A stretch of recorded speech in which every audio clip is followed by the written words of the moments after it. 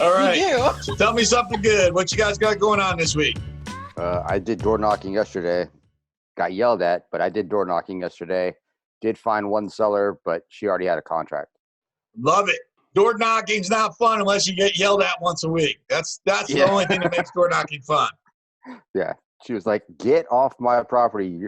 Did you see the no soliciting sign at the entrance?" I'm like, "It's a free I can door knock. It's allowed." And then she just got even more mad. I took once upon a time when I used to own a brokerage, I took a bunch of our agents out door knocking, and I get a phone call from my broker, and he's like, Dan? I'm like, yeah. What's up, Renee? He's like, what are you doing right now? I'm like, I'm out door knocking. He's like, just got a call from the HOA president. You want to try a different neighborhood? Ran out of that one. So that was a no soliciting neighborhood. Of course, I find out later the HOA president, guess what his career pathway was? Real estate. Oh, amazing. Imagine that. What did you learn from door knocking yesterday, Johnny? I mean, I know just like in general. In general, people still want to see us, right? I had this mental block that people don't want to see us. Mm-hmm. No, the neighbors that were out that are actually personable, they wanted to talk. They wanted to talk about, hey, they've lived here for 20 years and they've seen this change and that change and stuff like that. The neighbors that didn't want to talk to you, they said no, and we just moved on. Who are we looking for when we're door knocking? Honestly, I'm just looking. I am looking for people that are actually selling or in the mentally ready to sell, and looking for guidance, i.e., me. And I present. Who would the second person be?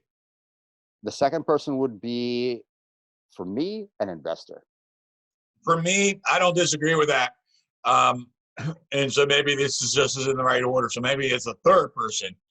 I'm looking for the nosy neighbor. That too. Yep. And I'm looking for the neighbor that knows everybody's business. Yep. And he's the one that pointed me out to the seller, the person that wanted to sell.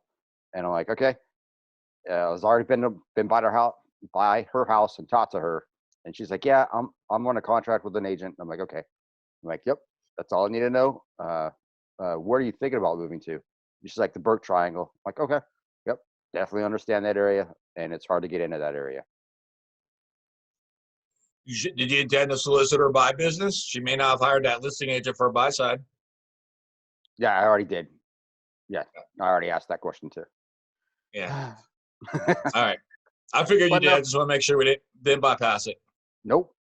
I tried, but now I'm going to go through the next neighborhood, and my goal is just to find one. That nosy neighbor, that's your new best friend. So that nosy neighbor, write them a handwritten note. Make sure that anytime, anything that you're doing in the future, whenever you're ready to do client appreciation events or whatever, that guy should be attached to your hip.